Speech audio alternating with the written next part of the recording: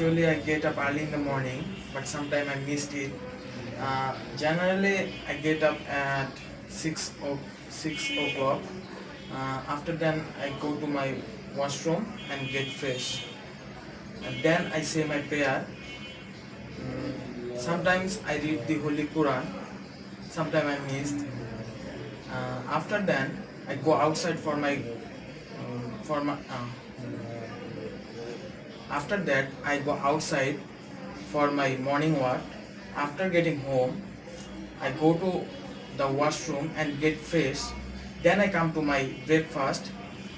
After finish my breakfast I take rest and read the daily newspaper, taking a cup of tea. Then I start my work, and that's all. Thank you.